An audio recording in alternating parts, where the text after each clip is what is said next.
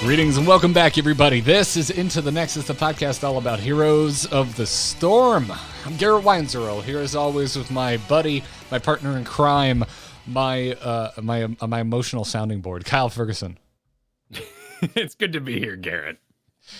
How you doing, man? Are you alluding that this is going to be an emotional episode? A little bit, dude. I'm in a weird headspace. I had my first bout of could not sleep in a long time. It's been I've been super happy. Sleep's been great. Other night, I saw 4 a.m. for the first time in forever. Just couldn't turn the brain off. It wasn't even anything that bad. Everything's been fine. My parents had a gator in their garage this week, but that was fine. It was a little gator. It ran away. It's no big deal. Unrelated, I assume. Yeah. Exactly. Nothing was creeping in my mind. I just couldn't turn it off. I was just thinking about chores and a couple deadlines, but I always have deadlines. There's nothing new there. And it's been strange. And then we had the weirdest unhyped Hearthstone announcement ever, and my favorite hero was good for a hot month, and Here's the Storm, and is now unplayable. It's weird. I'm having a week where I'm just man, I just wish one thing would be kind of cool. I'd like a little hype this week. I feel you. You do have to, and everyone around the world, needs to take that moment as summer ends. We're going into fall. This is classic burnout period for a lot of people. Yeah, dude, I totally feel burnout. I'm feeling it right now. Fine. Yeah, we got a new project. All new projects are always exciting, and you want everything to have that excitement. That's unrealistic. You can't have that. Of course. Yeah. But you've started to harvest, and you're thinking to yourself, who do you want to bed down with for the winter? Wait, who of people? What? You went from farming to bedding down someone. Yeah. Well, not someone, people, multiple in one room, because you need the warmth because it's cold outside and the winter's coming. All right. I just thank you for explaining where you were going with that, because I took it in a completely different direction. And there's nothing wrong than looking at the people around you, your video games, and going, oh no, this is what I have for winter. This is the meta, or this is the content that I've been given. And I think a lot of people with Hearthstone have kind of seen that. They're like, wait a minute, what? I wanted you to fix this. I wanted you to encourage this sort of mode. I was looking forward to things that I had imagined. And for you went through a heyday, a vacation, because it's not a honeymoon, because you've been together a long time, you and Zagara. Yeah. But you had a big vacation, and you came back, and it's not the same anymore. It was different just a few days ago. So this now becomes strange, because I think the next step of this analogy is someone else set my new partner on fire and murdered them after the honeymoon. Well, it was a vacation. Oh, yes. I got it. Yeah, okay. We can continue. You go on vacation, Zagara, she's like, babe, I really love that. That was a great trip. Oh my God. I feel so relaxed. First day back in Zagara's office, though, slammed. Nothing but disrespect. Taken down a notch. Demoted, even. Someone moved her desk. You know what I mean? And she comes home after you did all this work, did this great vacation. It was a real big escape for Zagara. But now she's right back square one, even lower perhaps than where she was. Yeah. Not doing too hot. Not doing too hot right now. And we're going to talk a bit about it, because it's not, for once, it's not just me, Kyle. I feel like usually when my solo laners get overbuffed and then destroyed in a nerf, it's me by my lonesome, and everyone else just goes, you deserve it. Learn Hogger, you friggin' noob. And I'm like, no, I hate Hogger. I hate his aesthetic. I hate his kit. I had a nice long tirade about Hogger nerfs in the past. We've all been down this road. That's true.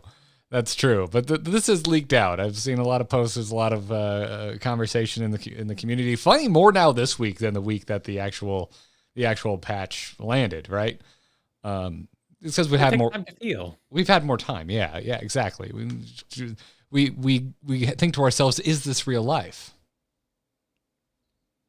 Zagara didn't want to burden you with her troubles. She got back from the office and she was just exhausted, but didn't want to. It was a good trip. Don't want to ruin that. And so it takes a week, and finally sat down. You're like, hey, what's up?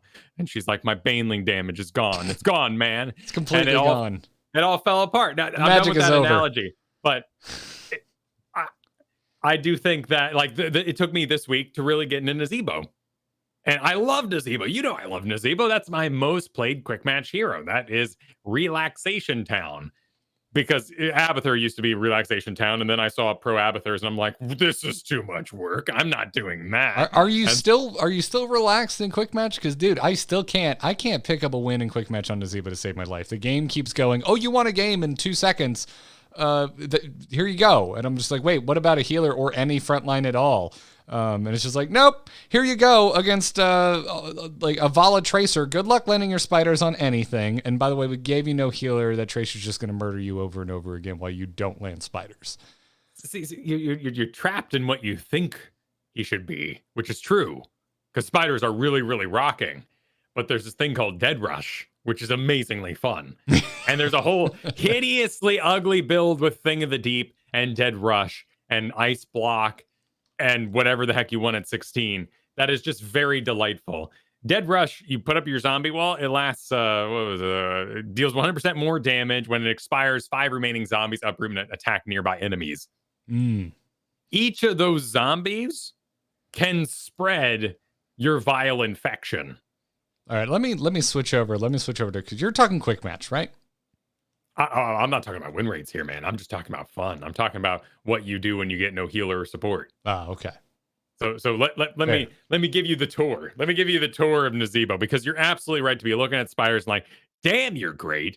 And yes, you need to think of Nazebo almost as a Varian-esque hybrid, where you can wildly go from carry mage to specialist, basically. Ooh, okay.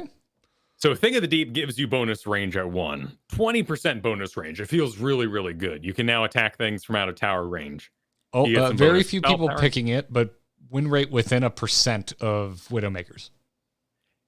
Exactly. And you get bonus spell power as you complete Voodoo Ritual, which you are going for because you're saying, I'm not going out there. There's Vala and Tracer. That's dangerous. I'm going to make sure I double soak. I'm going to run around. I'm going to get all the clear done. And with this build, you can do camps as well, so you don't have to expose yourself out while the lanes push back towards you. But I'll get to that in a moment. You are then going to do Blood Ritual. After an enemy dies while poisoned by Voodoo Ritual, restore 2% Nazebo's max health and mana. This is how you're going to keep your own health up, because you have no healer. And now they just added a brand new shiny to it. Takedowns grant 5 stacks of Voodoo Ritual. Awesome. Eventually, you have a team fight around objective. You'll get the takedowns because you poison everybody. And so if people die, you get advantage. Great. This is going to help you stack. Let's do it. Okay. Level 7, Dead Rush. Zombies do 100% more damage and do the uproot for 3 seconds.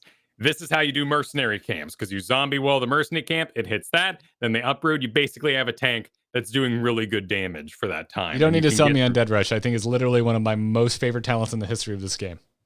However, the zombies move faster than normal speed. So when you miss Vala and Tracer, you pop that button straight away. The uproot happens and they charge and slap those squishies, which applies Vile Infection at 20. I would once again like to point out that very similar to level 1, Rush, very few people picking it here, but win rate within 1% of Spirit of Avakir, which is what everyone's taking. It's great. Now, at 13, of course, you have Ice Block, which, depending on how your team is acting, you could find yourself just alone and delaying the death that's going to happen anyway. Yeah, but if you're going Gargantuan, maybe your big boy helps you out. Maybe he stands by your Ice Block, and depending on what's going on, maybe gets a kill. Especially if you want Dead Rush, then you got Zombie Boys also helping out.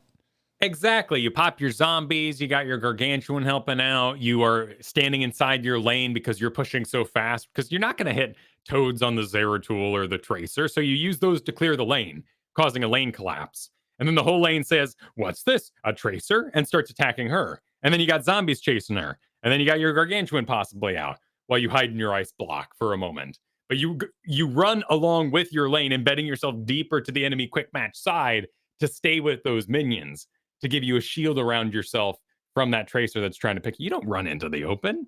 You know, that's where the hunters get you. And we got to stay in the thicket. Like Bambi's mom. Bambi's mom would be fine if she stayed in the thicket. However, I can tell you what Disney movies you've been watching.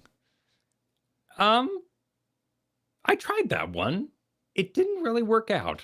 I never particularly liked it, even in my childhood.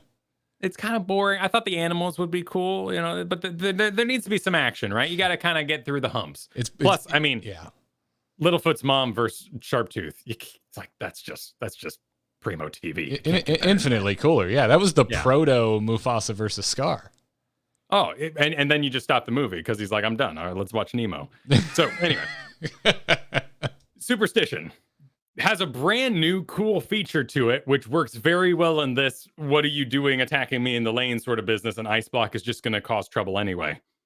So you get your 40 spell armor, always had this sort of basic attacks, remove the spell armor for 3 seconds, but now Anne spawns a corpse spider to attack that hero. So, Tracer bombs. Tracer melee, I assume is spell damage. I actually haven't thought about it much, but I assume because it's an ability, I haven't really thought about it much. I don't think it's an auto attack. That'd be weird. But a lot of Zeratul, of course, come up to you and throw the spike onto you and then start spinning.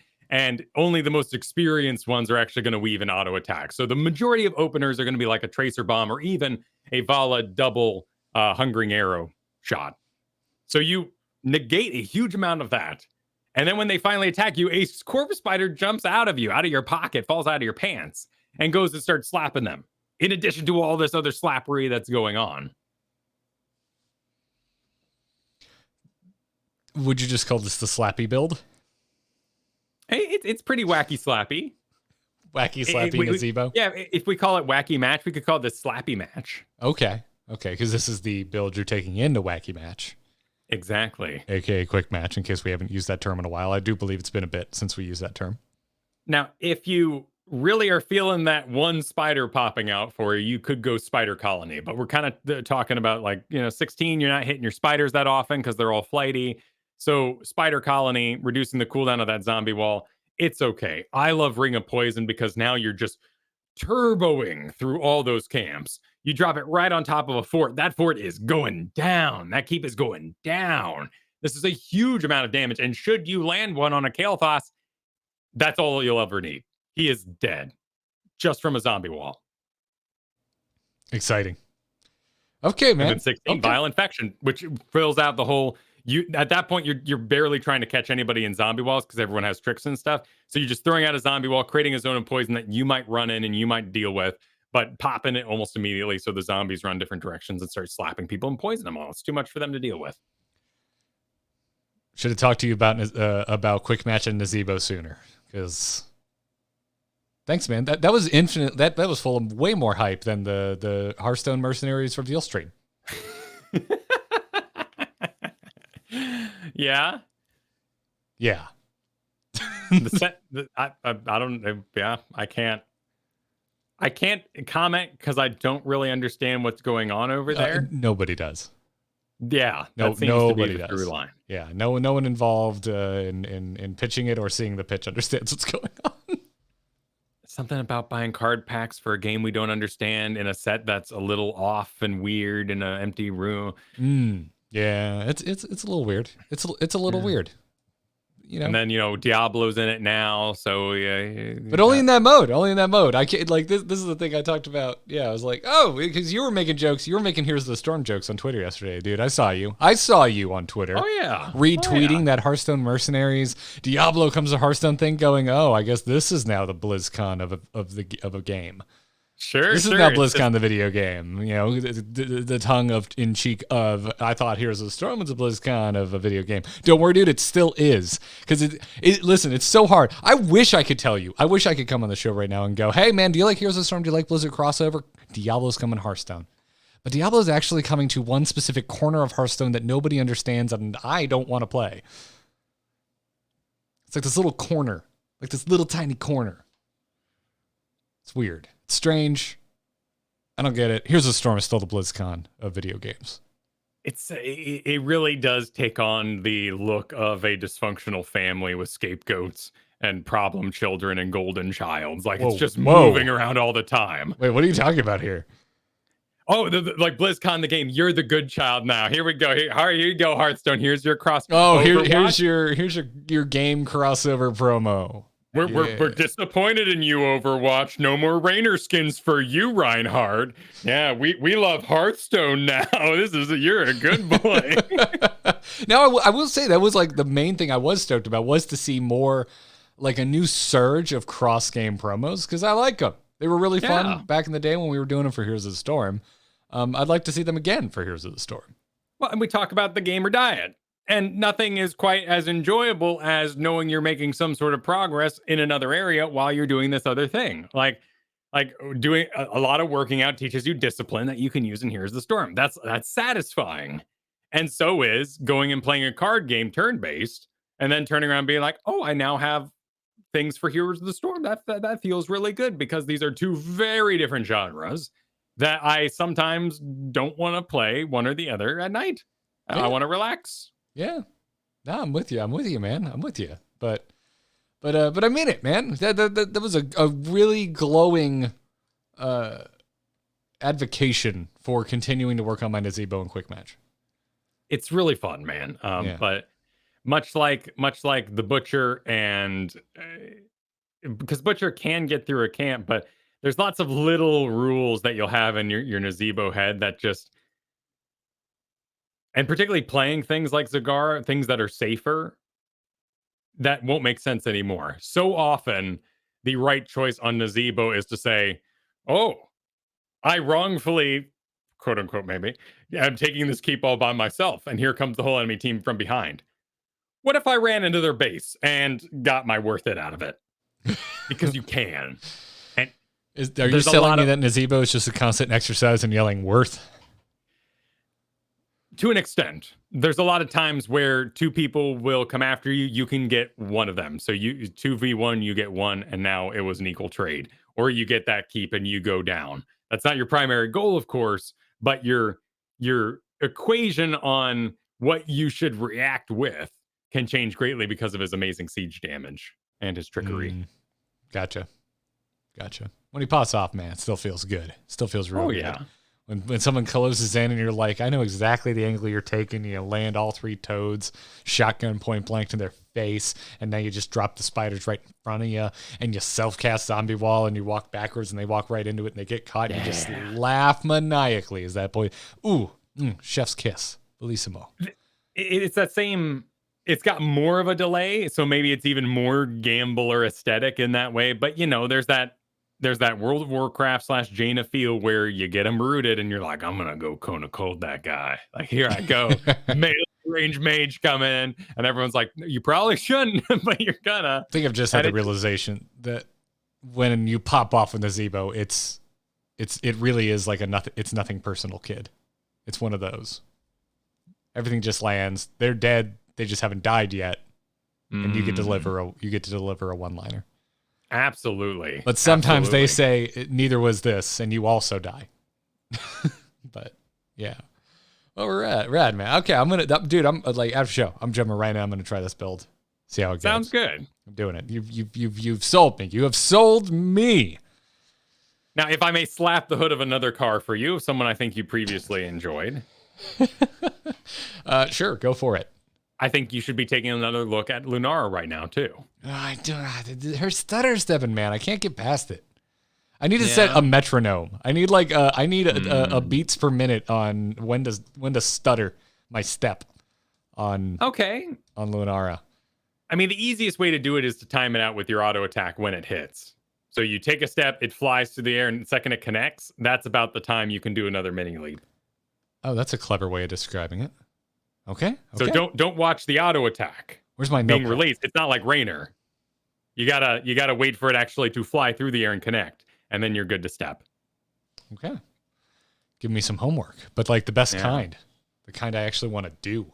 Yeah, video game homework, right? But also, I mean, Lunar right now with choking pollen is shoring up all of her weaknesses. So leaping strike, choking pollen, doing this huge amount of burst damage, which just gets rid of that issue with her, that it's too slow. And in the early game, you've got that nature's calling that can really kind of just shore up the lane clear and keep things going and get you to that 7 and 10 without falling behind. Okay. All right.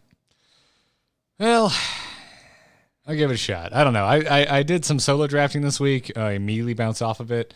You and I have been talking about the return of the CC meta, and I just keep ending up on CC-less teams versus CC teams, and it is so punishing. And so when you say, go to Lunara, I'm just like, that's nice. She can't hold people still, and neither can the other 4 people I ended up on a team with. No, that's quite true. Though the Leaping Strike does have an absurd slow on it, but it's basically a graphical feature so that you don't accidentally end up somewhere really weird. Gotcha. Because I never noticed this till this last week, but Leaping Strike slows by 80% for 0.35 seconds.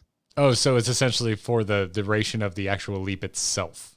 Exactly. So that when you leap over them, you don't sort of ride the graphic in a strange way because they're moving at full speed and you sort of cover more distance than you need. And maybe they've got like a pixie dust with the speed talent on them, so they're running really fast, and you're just like, oh god, I ended up on the other side of a wall. What am I doing? Exactly. Like the Very in Charge or the Fens of Cassia that sometimes just get really, really strange. Yeah, that will never stop being hilarious though when that happens. But I get you.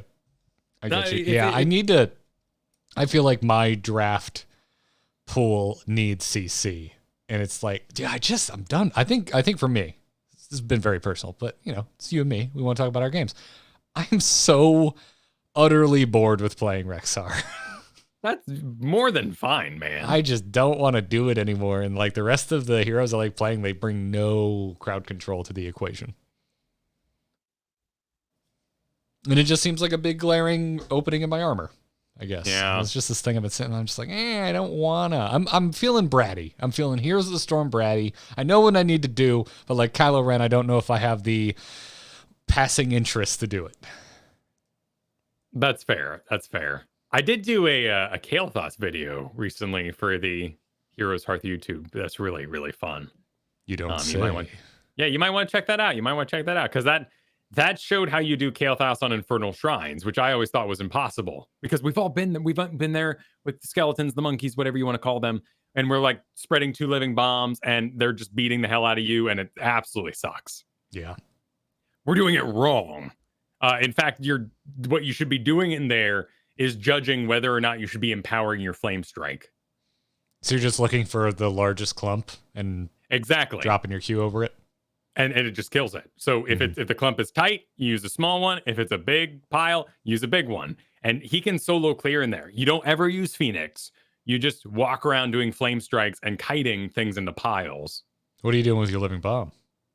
Nothing, because that's for heroes when they show up. Oh, okay. Now, eventually, of course, that switches because Pyromaniac comes online at 13, which gives you cooldown reduction based on a living bomb periodic tick. Okay. And is this on youtube.com/Kyle Fergusson? No, this is youtube.com/Heroes Hearth. Oh, Heroes Hearth. Okay. It'd be the one I did with Porky. But in that way, I never thought of this combo. Living bomb, reducing cooldowns. Ignite is the best talent ever for Kael'thas because it puts a free living bomb out, thereby reducing your cooldowns. Ah, that's ingenious.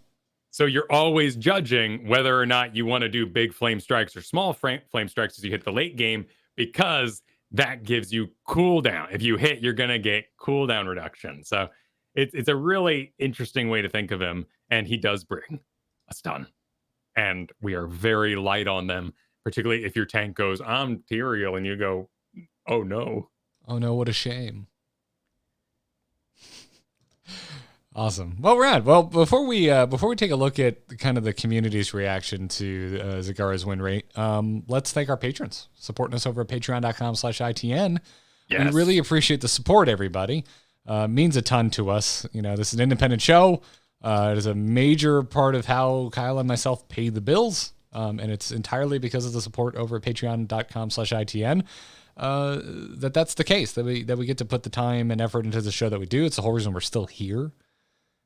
So thank you, everybody. If you like what we're doing, you want to support us, check it out. We got some perks for you, like access to the Discord and getting to play games with us once a month. We do a big old game night. It's a lot of fun. Highly recommend it. And also, they've been getting early access to our Nexus Gaming News episodes. Yes. Posted to the Patreon. Put up a new one about one of my favorite franchises this week, Halo. We've been talking about a lot of things over there. Infinite's weird, man. It's kind of weird.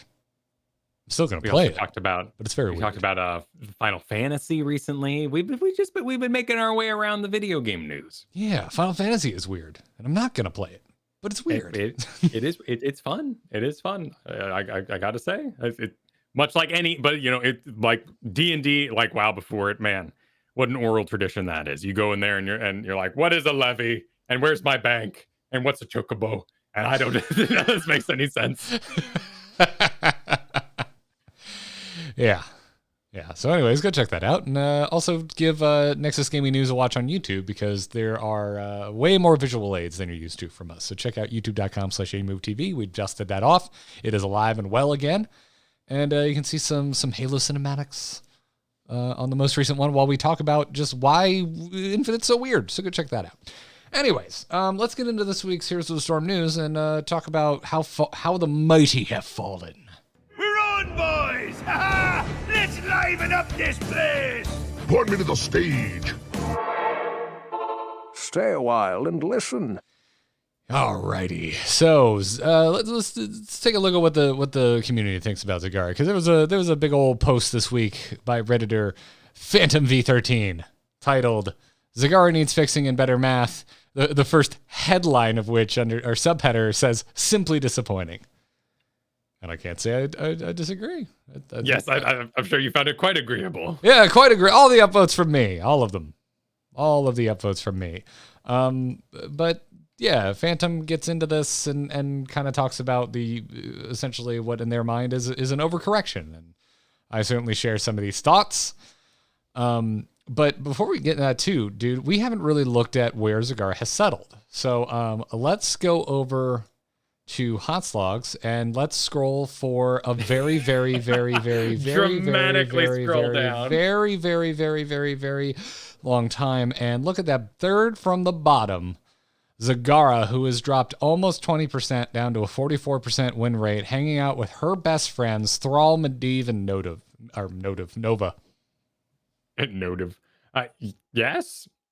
There was a big long write-up about this too on Team Liquid, which of course means it's massively prestigious whether or not it's accurate. But actually this had some really interesting graphs with it. Basically what it was showing was how much low ELOs were lagging behind. In fact, only this week did Bronze and Silver actually catch on to banning Zagara, and Zagara is one of the #1 bans in that area at the moment.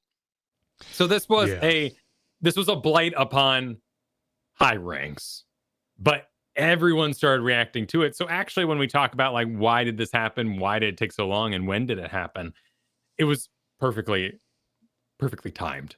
We were only just getting to the point where it was becoming an issue for the majority of players. Yeah, I think that statement, your mileage will vary depending on what rank you are. Exactly. Yeah, someone may take grave issue with that. But yeah, it was interesting to see the kind of the social pickup of Zagara. I would have loved to have been in a world where I could have drafted Zagara, but it just never happened. It was too good. It was just a quick match party for me. Well, some of these suggestions are rather interesting, and they do go along the lines which we already know exist for heroes, such as why it may be overdone or even just a tool that's used a little too often. Reducing the damage to structures would be a way to keep that Baneling damage high. You say often. That said, I struggle to think of a recent example of this being deployed. That's true. I think it's on heroes that it can be kind of unintuitive for, and it can be instantly disappointing as. So such as let's see.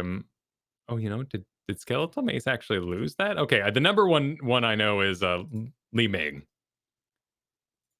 Li Ming's magic missiles deal 50% reduced damage to structures. It's been a while since that was implemented, though. Oh yeah. Oh, that was that was a long time ago. It is a knob that has not been tuned in a while. It's very true. Yeah, it's. I was having a similar thought for sure. I think the most recent one would be the big Chromie rework that got the 50% damage reduction. Yeah. What I really liked about this particular Reddit post from Phantom was the focus on the talent nerfs being an overcorrection.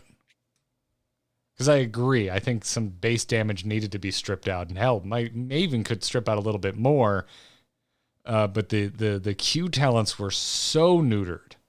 It was such an extreme swing in the balance patch that you're just not getting anything done with your Q anymore.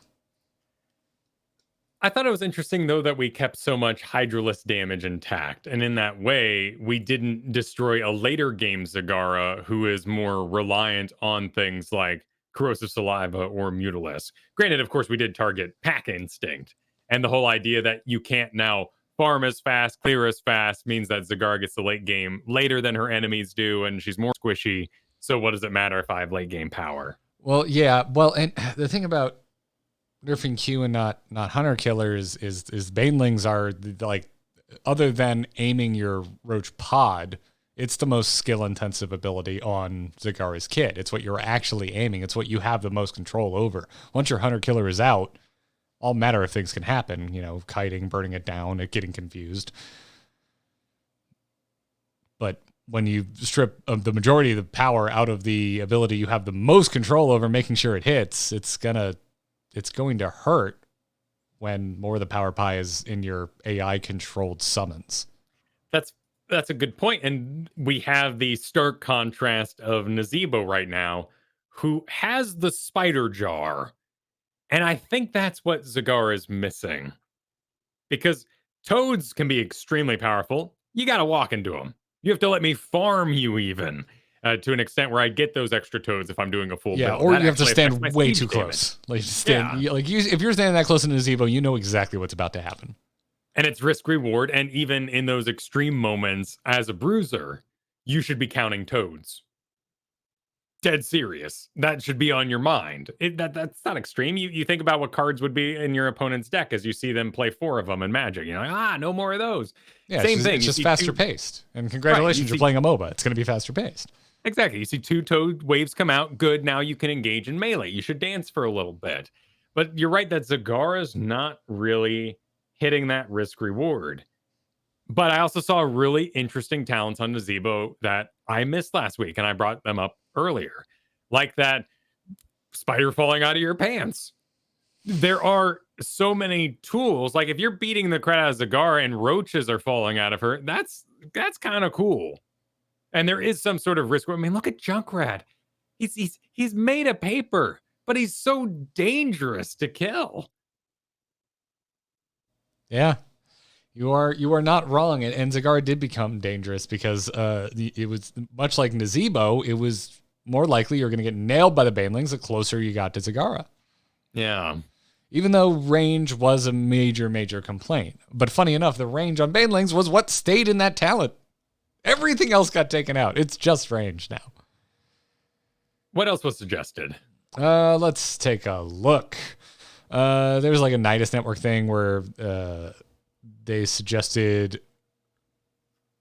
almost having the cooldown reduction on basic attacks, reducing it from like 0.4 seconds to a quarter second, but that there should be an additional functionality where the cooldown reduction is now doubled versus heroes. So if you were hitting heroes with your basic attack, you'd be getting half a second cooldown reduction off. Okay, I'll give it to Phantom here. They're a slight increase. That change would move a Zagara to want to land basic attacks and be part of the team fight.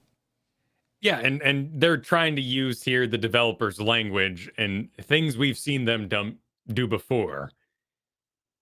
I think my mind is even going further now after seeing these Nazebo changes and saying we can get weirder than that. But I do think, following this line of thought we've seen previously is a good way to get change acted quickly. Yeah.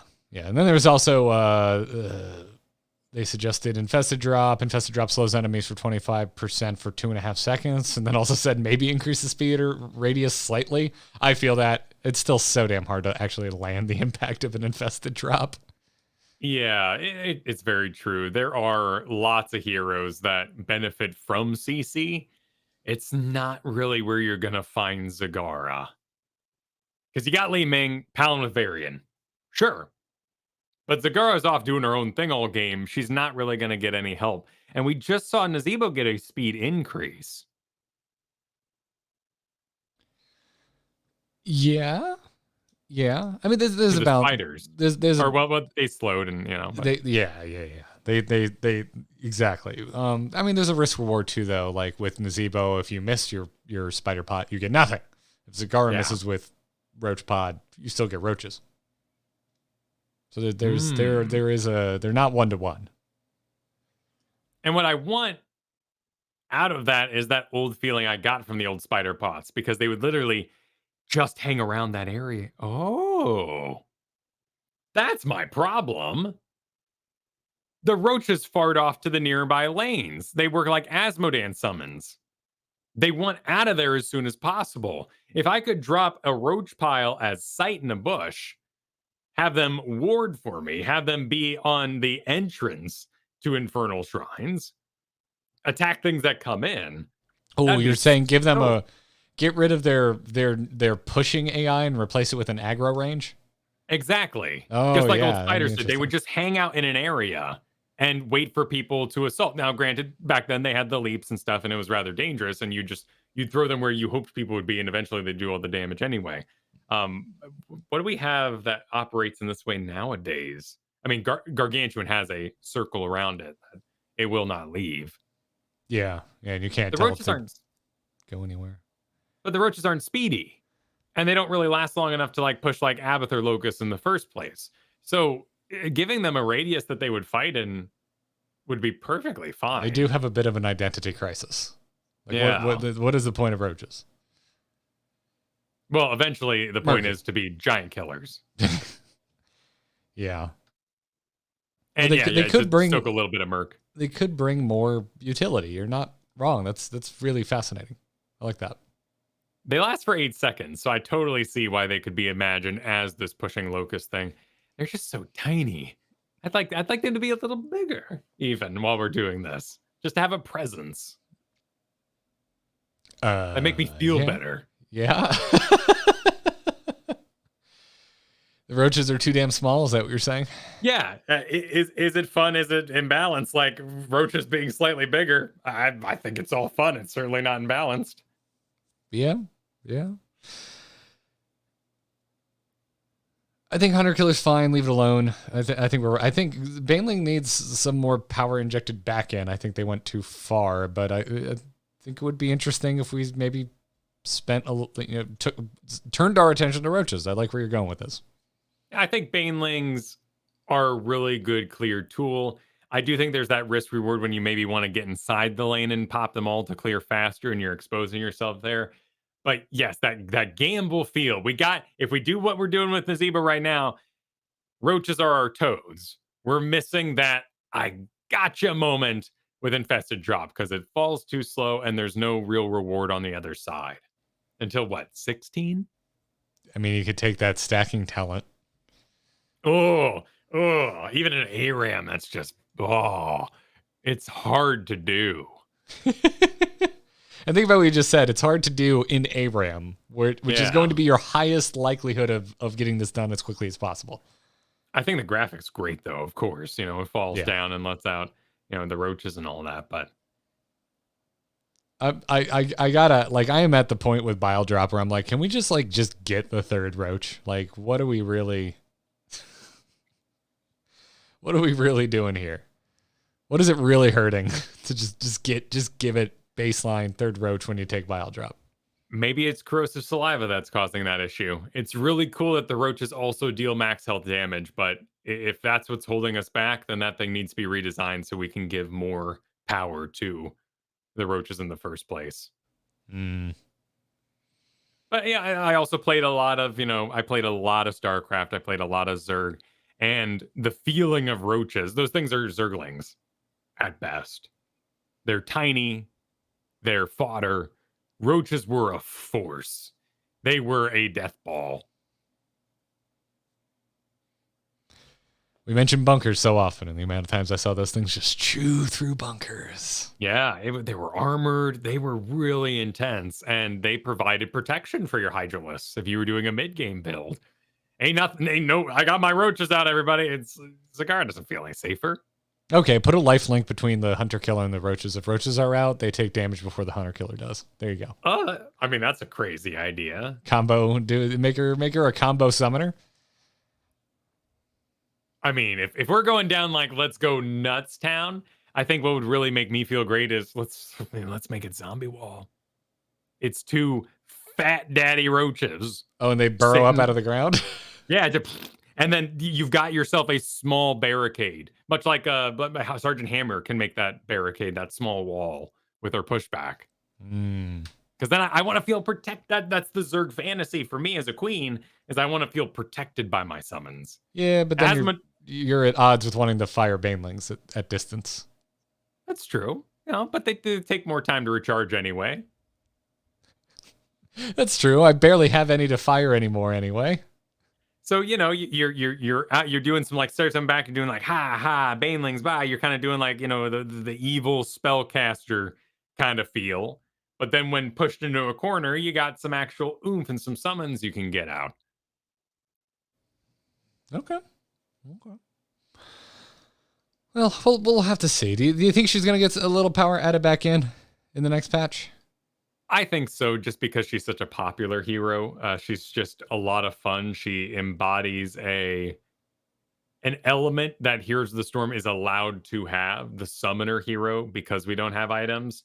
And to let her wither in the back would just be a huge shame. It's another thing when like Alarak's withering, because weirdo silencing damage heroes. Dime a dozen. Maybe not in this game, but we've all seen heroes of the Thrall variety, Nova variety in other games. Cigar is special. Oh, thank you, Kyle. I feel like you're telling me I'm special by osmosis. You picked a special partner, and that makes you special. I'm sorry, Rexar. I've been doing it a lot. He's been saying for the long time, you call him up and you say, how he's doing? Oh, same old. And you're like, oh, jeez. It's like, I'm trying to remember where I heard this from. I heard somebody on some other podcast talking about how they're eating healthy. This is very recently. I wish I could remember what podcast this was. If anyone picks up on this anecdote, let me know. They were talking about eating healthy, and I've been thinking about this a lot lately, because they just go, yeah. When I just kind of realized, like, I'm almost 40. I know what pizza's tastes like. I've had enough pizza. What's kind of new and exciting? Salad.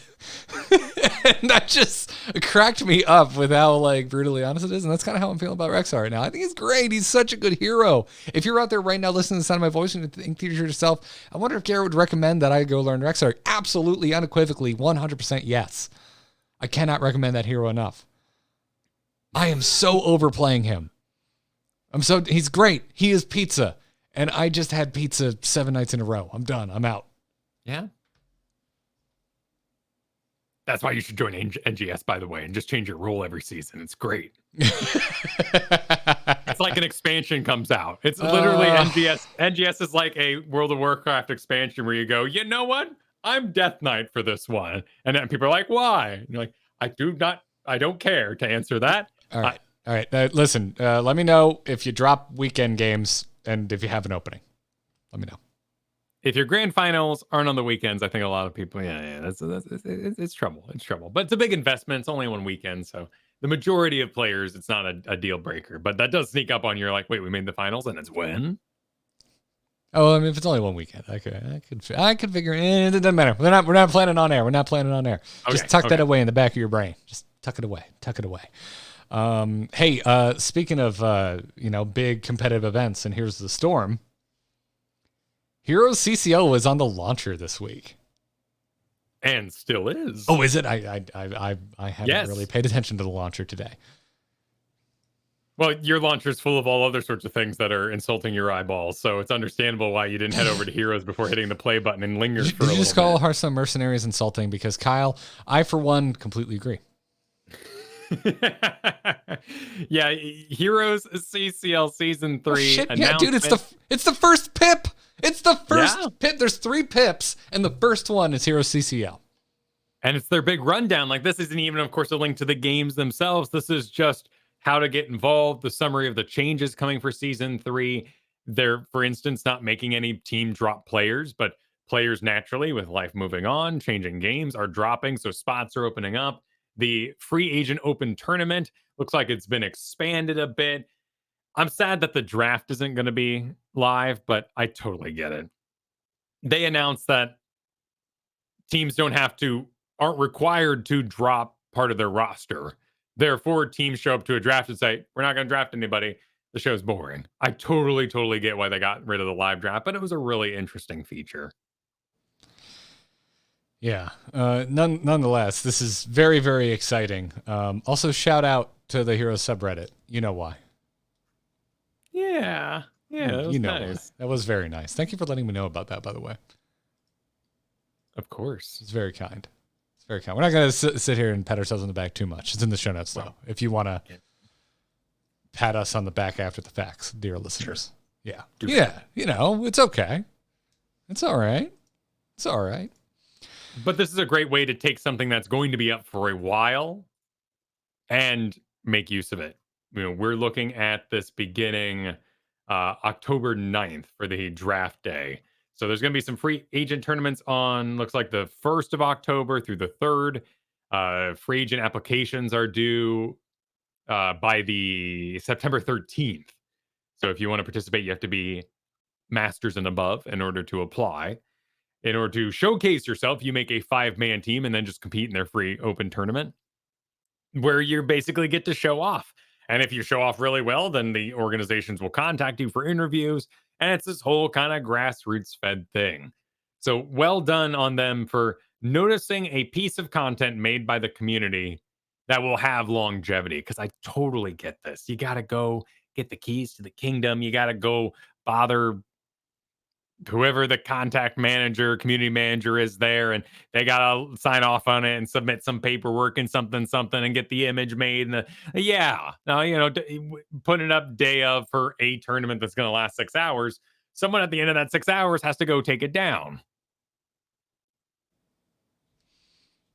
Go physically take it down?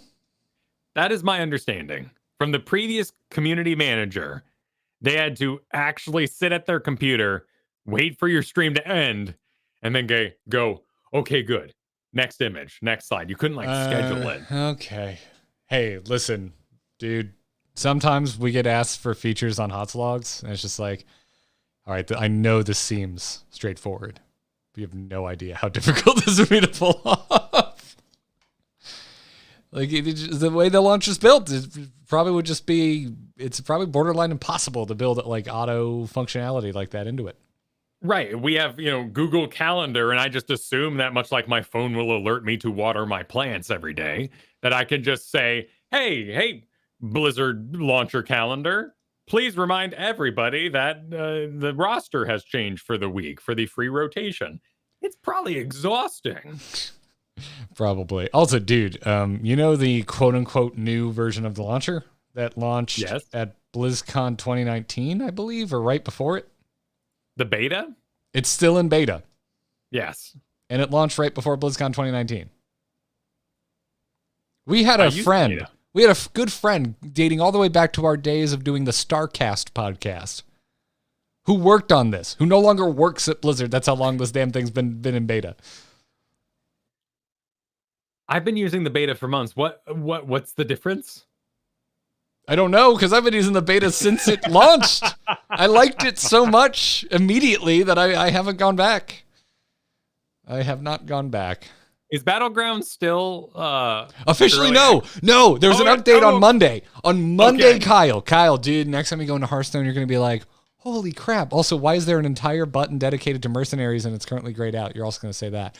But Okay. Battlegrounds, it now has its own top level button. But also, much like Call of Duty presents Call of Duty, there is the very top button in Hearthstone just says Hearthstone, which I just find so silly.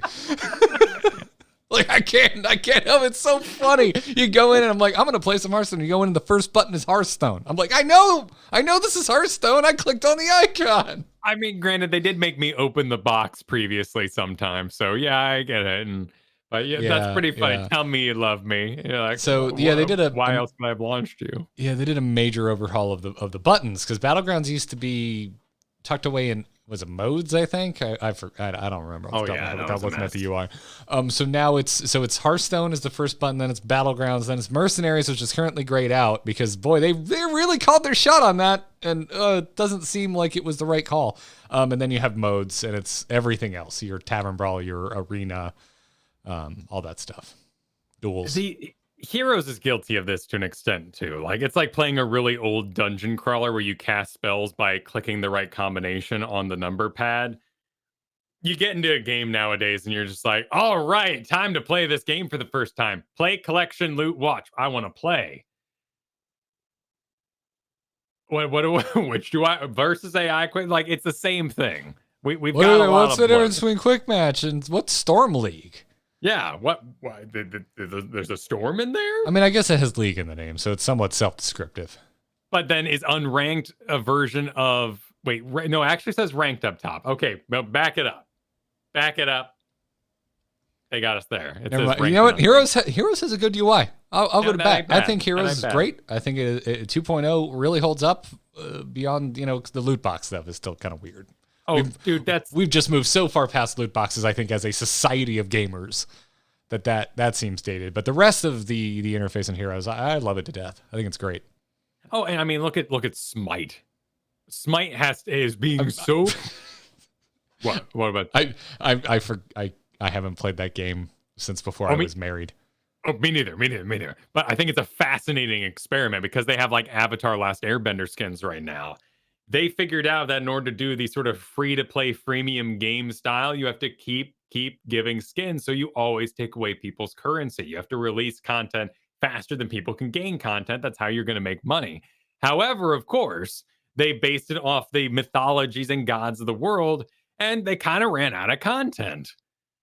So now they're bringing in Avatar: Last Airbender, and they're bringing in all these other franchises to make skins of in order to keep that ball rolling, because otherwise the game would die in its free-to-play mode that makes money.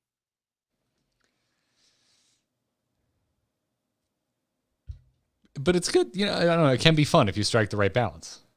Absolutely. If you're gaining enough currency to get things every once in a while, and the new skins are exciting, which I would say anything involving Avatar: The Last Airbender is exciting as long as M. Night Shyamalan isn't involved. I agree. And there's that Netflix thing they're doing, which is weird, but sure. Listen, it could be good. It could be bad. It will not delete the original animated series from existence, so that's perfectly fine. Very true. Very true. Yep. All for it. I just started watching Castlevania, by the way. Dude, that show is good. Also, Dracula looks like you. Okay. Hey, I'm all for that. Looks like super, cranked up to 11, hypersexualized Kyle Fergusson. What's the difference? No. Hey, I tried it, and I felt like I was walking by a bunch of teenagers in the park cursing because they think it's cool. Oh, see, I like that. I needed a little bit of it because the first episode, while very cool, is extremely self-serious. And then once you get to the protagonist, who's just a drunkard, foul-mouthed rogue, I was like, oh, this is the balance I needed. I needed a little hilarity with my extreme gothic horror. I don't want to upset anybody here, but have you looked at the date that Avatar: Last Airbender originally came out? No, but I know it was a long time ago. Yeah, no. We talk about these things like they're high school for us, wasn't it? Well known, and we're everybody's seen this. 2005 February. I technically would have still been in high school, but not for much longer. That was my graduating semester. This is the Spider-Man, you seen that old movie moment. It's getting there. It's getting there. We got to find other things. Like I love referencing the Mummy, and I've had to pull that off because people ain't seen the Mummy, which is tragic. Well, the world needs to make more fantastic epics that stand the test of time to the point where I've watched them 7 times already. That's the real problem. If you, make something on just make a new cultural touchstone, fiction creators. What are you doing? And make it great. Yeah, just make it perfect. Also, don't become embroiled in any sort of issues with your production that cause the script to change or for the actors to drop and for it to be bad for other reasons that you couldn't control. Yeah, What the heck? I just want new cultural touchstones that are produced completely ethically and are always of the highest quality. What is wrong with this, Kyle? I don't understand. How could this happen? How indeed. All right, so we were planning to do a bit of a deep dive into the hidden aspects of Gazebo here, but I feel like we touched on a lot of this at the top of the show. Oh, yeah. We already talked about this. So would you instead like to talk about our shared friend Mockery without Mockery being here? Yes, let's talk about him in front of his back. In front of his back. So Mockery posted a mood meter, and I love this to death. Yes, so this is something him and Cavalier Guest brought up throughout our playtime in the NGS. And it's basically a grid of emotions so that you can communicate to your team how you're feeling in this moment, because emotions are extremely important. Tilt is extremely important in avoiding and making sure you're on the same page when you have 7 more hours of games to play that day. You're on a marathon is of the highest order. Yeah, and there's an X and a Y axis, sort of, but they're split in the middle of both ways. So like the X axis is on the left side low pleasantness and the right side high pleasantness, and then the Y axis on the low end is low energy and on the high end is high energy, and then that makes this grid system. Right. So you have pleasantness and energy.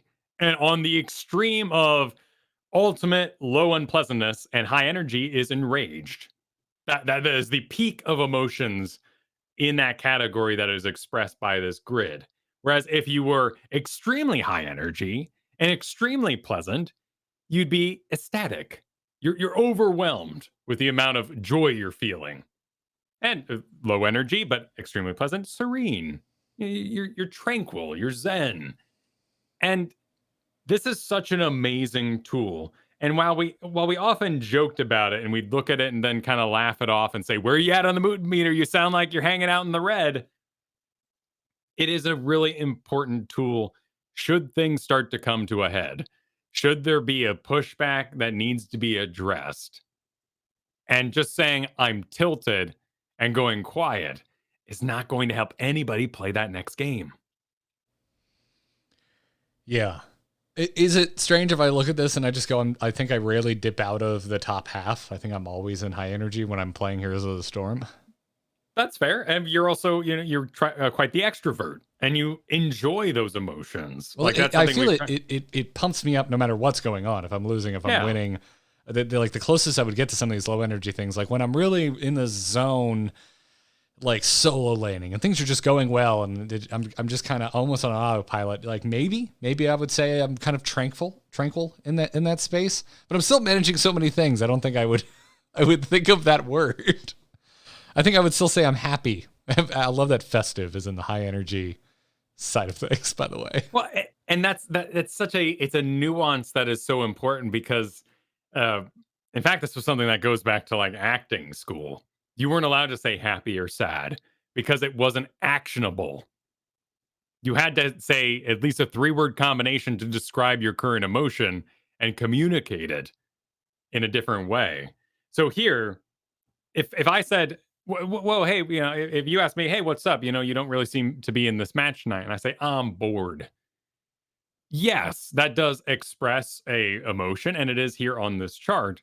But gauging that into apathetic, tired, fatigued, I'm drained. There's a big difference between someone saying, I'm bored and I'm drained. And I would then treat you differently. And I would take different actions to recover those emotions so we can continue playing in this tournament. It sounds effective, and like it's a little funny, right? Like some of these words are some of these words are so dramatic. Like they're such delightful synonyms for more boring versions of their words. And at the same time, you and I so often talk about social engineering and how what you type, like the first thing you can type in a draft screen and the type of effect that it can hopefully snowball into. Like this really does play, I think, to concepts that you and I talk about a lot. If I asked you how you doing after that match and you said, I'm hopeless, I would hope you had this chart in front of you. Because if you just casually tell me you're hopeless, I'm going to think it's pretty extreme.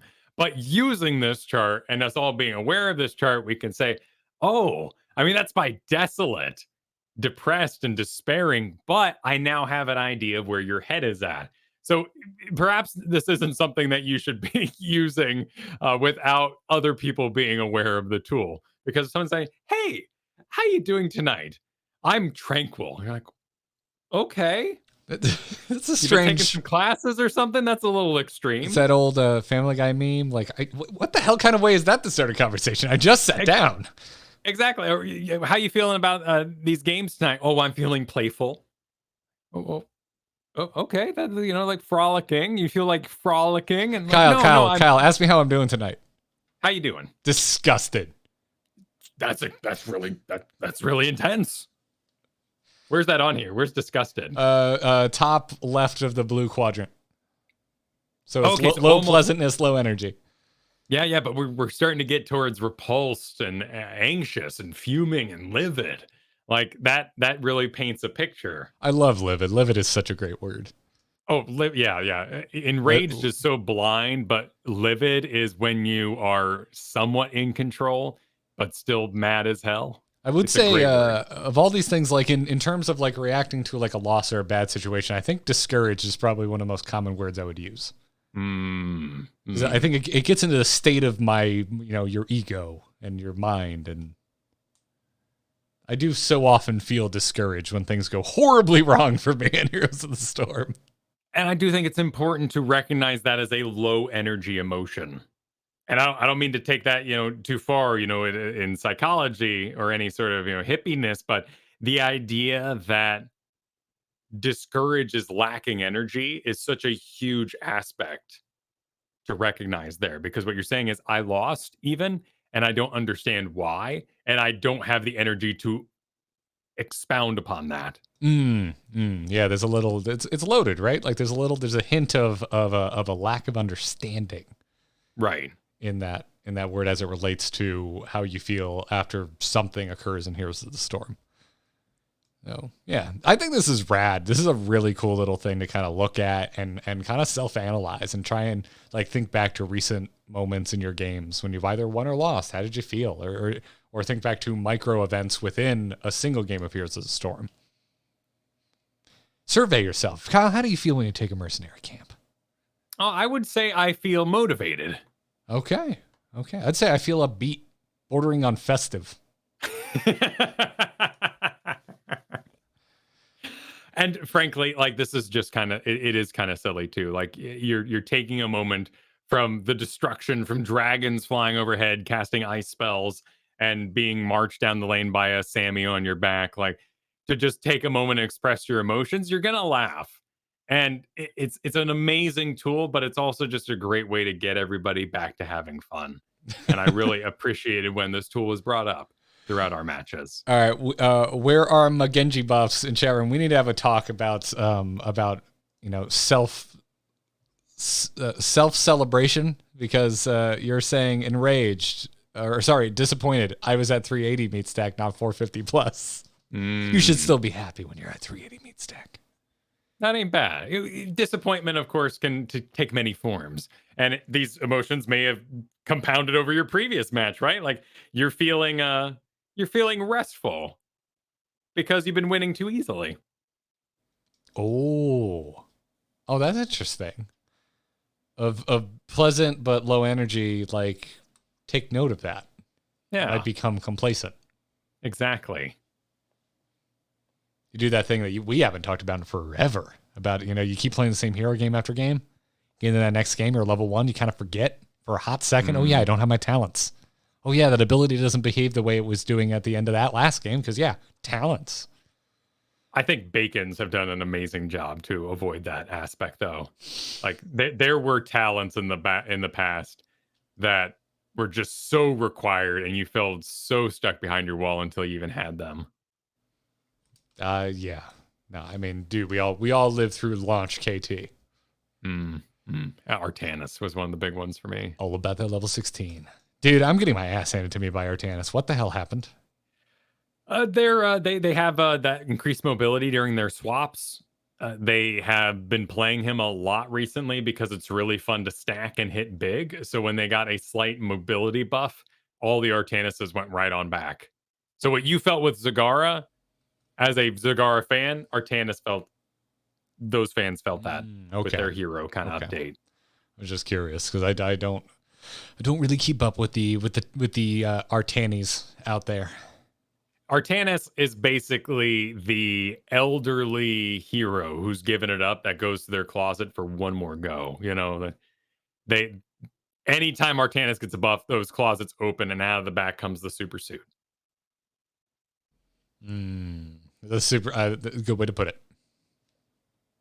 Good way to put it. It's like the Pacific Rim Jaeger is repaired and ready to fight. Yeah. Good soundtrack. I watched the first episode of Gundam Wing the other day because I bought a Gundam model over the weekend. I kind of want to watch all of Gundam Wing now. It's all right. It's okay. I forgot how delightfully absurd the costumes are for the villains. Oh, yeah. So many floofy, like, ruffled collars. It's delightful. It's a performance piece, for sure. It's an older one, but it's done like a stage play. It's very dramatic. Yeah. It's great. Anyways, you know what else is great? Hearing from our listeners. So let's take an email or two before we put a bow on this episode. Darkness stopped calling. Darkness just texted me. It's not the mober, it's a hero brawler! You can send your emails to itncast@gmail.com. If you're a patron, just drop us a message right there in the patron Discord. You can skip the inbox entirely. Or what the Persian Gamer did, who writes in today, they just message us on Patreon. There's a built-in messaging system on patreon.com. You can do that too. However you want to get in touch with us, go for it.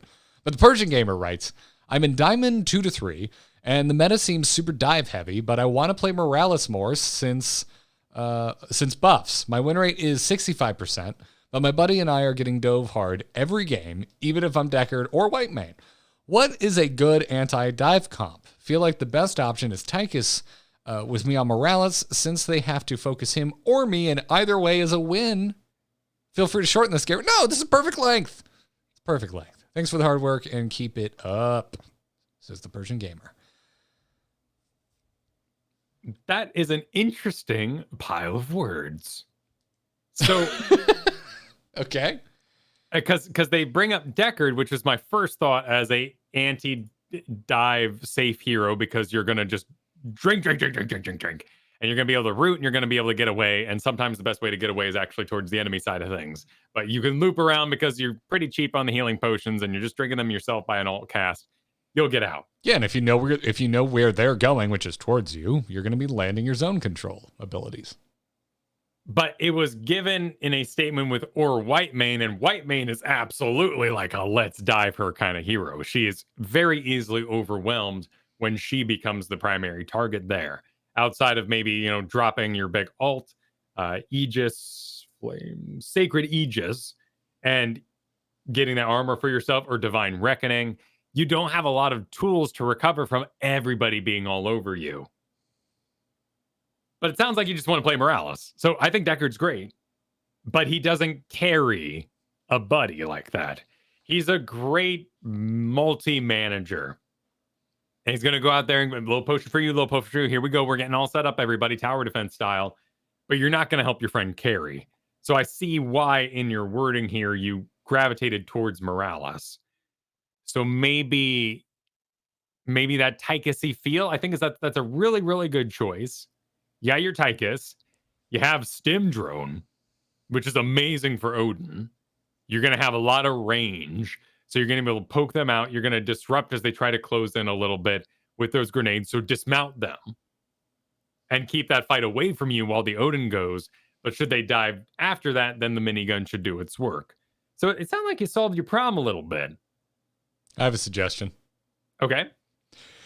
Bright wing, bright wing, bright wing, bright wing. If it's a true, like, everybody in the pool dive comp, you Emerald win that shit every time and laugh. Every single time. If it's individual divers, cool. Your base kit has polymorph. Then it's up to the friend, though, because that friend will not be turbo supported again. Yeah, I mean, if it's a single diver as opposed to everybody in the pool, you just go blink heal, and then your friend is supported. Exactly, but what you're talking about is like this multi-dive thing. Super dive heavy meta is kind of how they're talking, which I assume the whole team is bringing this. All I'm saying is that I love your Brightwing idea. Your friend should then switch on to more of like a tracery kind of mindset. We talked about her a lot today, which is why she first comes to mind. Hold on, I'm gonna go. I'm looking at Mockery's mood meter because you mentioned Tracer, and I feel panicked. Panicked healing a Tracer? No, going against a Tracer. So that was my way of saying I agree with you, because I'd much rather have Tracer on my team than be facing down one. And then you can join her via the Brightwing, give her those shields that would be really critical to her continuing those deep actions. What you wouldn't want to do is be Brightwing and Vala, because once you turn off one person, there's still 3 more to go. We're still going to get that Vala. Yeah, that ain't gonna cut it. I think Brightwing would do okay with a Tychus. I think Tychus would be really excited about completing kills on anyone who might have a way to get away because of the polymorph. Yeah, I'm looking through the assassins here, and I'm trying to see. You can do Brightwing Falstad, because Falstad's going to manage his own health with his own big hearth, so you take care of him in a sense. But if things should go so far that his health is not recoverable by Brightwing heals, he should just hearth and fly back anyway. That's fair. That is fair. Taking a look at duos under Brightwing. Brightwing actually has a wildly high win rate with Vala for some reason. I believe that just because they're really, really popular and strong Storm League picks. Yeah. Doing great with the Zebo, but who the hell isn't right now? 53% with Tychus. That ain't terrible. Although much higher with Tassadar. That's interesting. Oh, you know what? The Tassadar follows up the slow-moving polymorph with a wall and lands the wall. I bet. For non-Tychus-y things, I think Greymane is really fun alongside Morales. Again, you're getting to take advantage of that stim drone, and he can get in locations and then dive back to you and create that pressure. And you might last long enough that Greymane could complete the kill. Tychus is stat-wise an excellent pick at 60% win rate together with Morales. Also, Zul'jin. That makes sense. I mean, Zul'jin and any healer is somewhat helpful, right? Because you can both just kind of hang out together in the back line, but then you are kind of relying on your front line in that case. But I mean, you are as Tychus too. I mean, if Tychus gets caught out, it's going to hurt. The same is going to be true for Zul'jin. Morales and Hanzo have a 20% win rate together.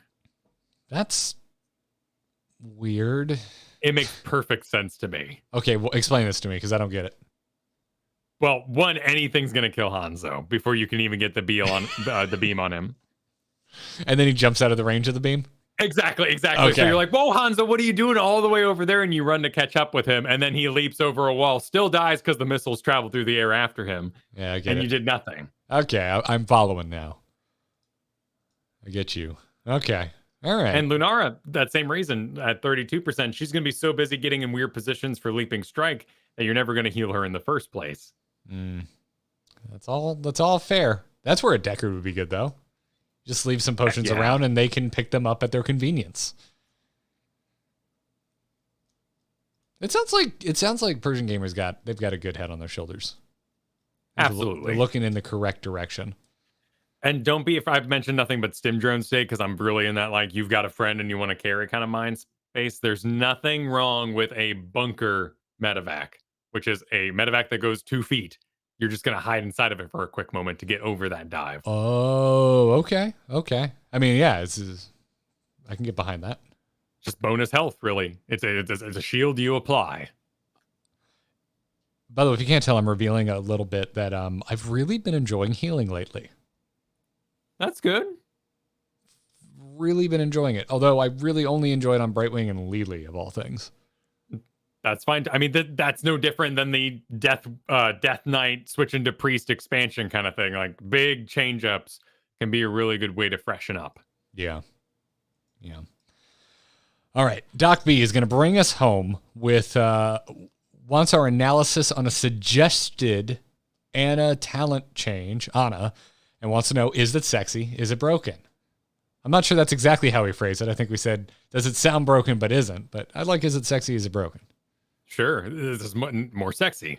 Yeah. So, all right. Doc B says, on a level 20, Deadeye, increase Eye of Horus healing and damage by 4% for every hero hit. This bonus resets after all shots have been fired. Additional functionality, Sleep Dart and Biotic Grenade can be used and have global range with Eye of Horus, while Eye of Horus is activated. Upon activation of Eye of Horus, Sleep Dart and Biotic Grenade cooldowns are reset. Potentially broken, potentially not great if the projectile speed doesn't change on Sleep Dart and Biotic Grenade. There was an old talent that made Biotic Grenade global. There was? On release, remember this? It would fall from the sky. Oh. I do not remember this. So I was more thinking about, like, dollar store RC car travel speed on Sleep Dart going across the whole map. Sure. No, there is a way that we could do this just like straight globally from the sky. And I know that she had it for a time and it was removed. I think it was not taken, but it may have been along other things. I'm going to find this here. Yeah. Well, that's interesting. Airstrike. Yes. I don't remember this at all. Level 4 airstrike. Level Airborne 4? Yeah, airborne duration was reduced. This was back in 2018. So it would fall from the air over the course of 4 seconds. And the range was set kind of like a medevac. So you still had to be sort of in range. It wasn't true global. But it was massive. Yeah. And it would just like parachute down the grenade from the sky and then it'd pop on you. Interesting. What is the current level 12? Oh, this was made for Deadeye. Okay. Airstrike was removed in 2019, actually, in February. Yeah. So this is all about the additional functionality. Yeah. I think that's a really cute idea. I think it is too. I think you'd have to make Sleep Dart faster. You could get it like an augmented Sleep Dart where it's like I don't know. The first shot of Eye of Horus to hit an enemy hero applies Sleep Dart, but make it a shorter duration or something. So that it has the firing speed of Eye of Horus. Yeah, I don't think the Sleep Dart's gonna work. Because we could. Do you think the first shot that hits an enemy hero, if it put them to sleep for a reasonable amount of time, would be busted? Well, I would say that too about Malfurion's level 1 talent Emerald Dream here. So, and that's been in the game for a while now. So when you say you don't think it'll work, you think it's broken, or you think it's not impactful enough? I don't see how there's a way that the healing and damage of Deadeye and the animation, everything else with it, would allow for a Sleep Dart to also be fired with any sort of making sense at all. And I know we're dealing in fantasy here. I like your idea. I like your idea that maybe the shots from Deadeye do mini sleeps. That's a really interesting idea. I think it's powerful. I think it's probably too powerful. But then again, as I brought up, Malfurion, he's sitting right there. That's also why I'm saying, like, I think it needs to be limited. Like, the first enemy you hit gets applied to sleep, but no one else. I think there's something here. It really just comes down to Sleep Dart is a slow projectile. And so I think as written, I don't think it's all that impactful. I think Biotic Grenade being global is Very interesting, and could bring some serious spice. But Sleep Dart, like as advertised, it would be pretty hilarious. I mean, at a certain point here, Ana basically becomes Molten Core Ragnaros. But for supporting. Yeah, no, but definitely, like, you know, like the same effect, like puny more, like Ana's a Deadeye, everybody run, and like stuff's falling from the sky, and needles are like across the ground. It would fulfill the sniper fantasy if you're like sniper and like everyone down or everyone get the shit out of here. Like I think that's kind of rad. I agree. I like this idea. And I mean, at the moment, Deadeye is taken 14% of the time and has the lowest win rate of all level 20 options. I'm so ready for this biotic grenade from the air. I think that's a really cool idea. Yeah. I think that alone is enough for me to kind of get excited. So I think this is exciting. I don't think it's broken. I agree. I think this is full marks. What are they doing at 20? They are doing nano infusion. Nano infusion. Yeah. Yeah. That's what and people then are dynamic taking. Optics because they're doing their auto attack Ariana. Yeah, there's actually some good talent diversity between those two. Armored Stance seems like 7% of the time someone clicks the wrong thing. But they win 70%. It has 70% of the time. It's a very high win rate. Interesting. I can see that. Increasing strikes damage by 50%. Gaining armor while aimed down. So yeah, it's cool. I can see it. But Doc B, I'd say full marks. I think the Sleep Dart is kind of weird, but I think on Biotic Grenade being Eye of Horus global by itself, I'm already excited enough by this. She needs a ghillie suit. Yeah. She needs one in Overwatch first. I guess. When can I get you to play PUBG with me? By the way, when is this going to happen? It is so unintentionally hilarious, dude. I'm sure it is. It's so goofy. I love it. You know how you call Final Fantasy ugly as sin? PUBG Maybe is ugly, but that's part of what makes it funny. One of the greatest games of all time, Red Dead Redemption. Possibly 2, possibly 1. I don't really know. I will not play it because I just need a dragon or something. It's one of my all-time favorite games. I'm sorry, but I need a monster. I need a threat that's just not other people, and they can be in fantasy outfits. Like I played some Overwatch, but I gotta have some threats, and they need to be a little gross and a little dangerous. You disappoint me. I know. I'm sorry. You disappoint me, man. How is running around with a cast iron skillet that blocks bullets not enough for you? Because I have to aim, first of all. I mean, fair. It gets a single player, that's a whole different There's beast. just something about that game and watching people dress like their low-cost Mad Max cosplay and then just dumb things happening out of nowhere, just like a Volkswagen bus coming out of the blind side and running someone over.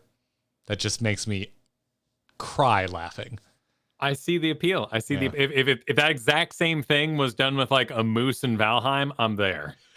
Okay, fair. At least we'll always have Valheim, Kyle. Yeah, we'll always have Valheim. And whatever that new game is that you sent me yesterday that I'm going to buy as soon as I possibly can, and we're playing it together. Yeah, what was that called? Like Night's Coming? I don't know. Night is Coming. I got it. Night is coming. Dude, it looks like Diablo Valheim, and I'm absolutely here for it. Like, I want to play the crap out of that game. Me too. Yeah, I want to play I don't know anything else about it, but it looked like my jam. Yeah. And there's a house on legs. Yeah. You want it. Dude, you need to play the new God of War. I do. I think it's 3 years old now. Yeah, I don't have a PlayStation. But 3 years old. Yeah, we need to get you a PlayStation. I love God of War. I love the machismo. I love the ridiculousness. Apparently, it just got a PS5 update, which I have. So now I kind of want to go play it at like 60 frames a second. Oh, right. It is available for a PS4. It was a PS4 game, yeah. Yeah. Do you have a PS4? Yeah. No, I don't. That'd be much easier to get. Yeah. Yeah, you could probably find one right now on Facebook Marketplace. Put on a mask and go get yourself a cheap PS4. Go play God of War. It's a good time. Good time. All right, folks. Well, thank you for your emails. Persian Gamer Doc B, thanks for writing in. If you are out there in the sound of my voice and you want to write into the Nexus, you can do so. It's at itncast@gmail.com. So go do that. Say hi. Let us know what is on your heroes loving mind. That's going to bring us to the end of this episode. We want to thank our patrons again for their wonderful support. Head on over to patreon.com/ITN. Listen, we love each and every one of our patrons over there. And you might be thinking to yourself, I can't give that much. It all adds up. The number one pledge over at our Into the Nexus Patreon is $1. That is the majority of our patrons, and it absolutely adds up. We cannot thank you enough for the support. You let us create content for a living. That's what it boils down to. It's because of you. Ain't no one else paying us. We don't get a kickback on Heroes loot boxes. I made this joke on the Angry Chicken last night when I was critiquing Mercenaries. If I was getting paid by Blizzard, I wouldn't anymore. I've had some choice words over the years. Along the way. Yes. Yeah, It would have changed your tone. Had some choice words. Yeah, absolutely. So yeah, thank you for the support, everybody. Check it out, patreon.com/ITN. Huge thanks to our producers, Declan H, Chris K, Sean B, and Mike R. We've got one last producer slot open if you'd like to become a producer. Get thanked on every single episode. And like support us like crazy. Check out patreon.com/ITN. If you want to catch us live, we are typically live Thursdays at 3 p.m. Eastern over at twitch.tv/AMoveTV. Kyle, you've got plans tomorrow, so we shifted a day early this week. That's why we're coming to you on Wednesday. But typically it's Thursday at 3 p.m. Eastern. You can follow the show on Twitter at ITNcast. You'll get some Go Live notifications over there in case you forget when we change days. And other than that, dude, Kyle, where can people find you? You can find me over at KyleFergusson.com with everything I do, links to everything I do. This week, though, I really want to talk about that Nexus Gaming news. That is some fun coverage we're doing over there. It's an opportunity for us to continue our coverage of the Blizzard news as well without bringing that energy perhaps here to our favorite Heroes of the Storm show, where we want to talk about Heroes of the Storm. Check out it over at youtube.com/AMoveTV. You're getting the feed here in this podcast feed. We're really excited to continue to work on that, to expand it possibly. Also, if you go into that group, the YouTube, and you see some 4 videos line up, click and watch the Final Fantasy one so it gets a lot of views, so Garrett feels like he has to play with me a little bit. Wait, you're playing Final Fantasy? I thought you just like did a tour with John and that was it. Are you telling me you're playing this damn thing now? I'm playing as in like I do a quest a night and it's like relaxing. Oh, but as for grinding, I would not say I'm grinding. I would say I am enjoying, and I am very curious about how people use the emoji system and cameras in order to look like they're cuddling while under a parasail.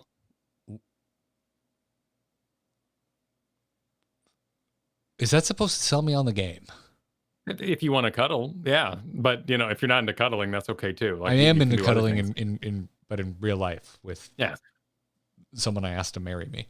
Yeah. And chihuahuas. I'm just saying. There's a lot of chihuahua cuddling in my life. You asked you asked about the John where I had questions. These were the sort of questions I asked, like, how are they cuddling? How did this happen? I think I think we have different priorities of what we like to accomplish in games. I'm finding it to be a game where I don't have to do one particular thing. People have really talked up the story. It's engaging, sure. But when I log in at night, maybe I want to do a little crafting. Maybe I want to level an old class because I can do them all in the same thing. Maybe I can go explore this. Like it's this getting in there. It feels like there's just a cornucopia of things that I might do. So currently, it's kind of my late night before bed game of choice because I just go in and maybe I just people watch and I watch a cat man in his underwear play Enter Sandman on a stage for a bit, and then I go hang out in a tavern in the woods and there's a lightning storm and it's flashing and it's raining and a guy runs in and whips out his lute and plays the Sailor Moon theme song and people throw coins at him for a little bit. Well, Kyle, I'll say this. You shouldn't have sent me that game that clearly looks like Diablo Valheim if you wanted me to play Final Fantasy with you. No, I'd rather play that with you. I'm saying, we're gonna play. That's gonna be the co-op game that we're gonna play. To completion. You don't beat an MMO. All right. However, if enough people click that, in view of God and everyone listening or watching this podcast, I'll say right now, I will trade you some Final Fantasy time for going through Halo 1 co-op time.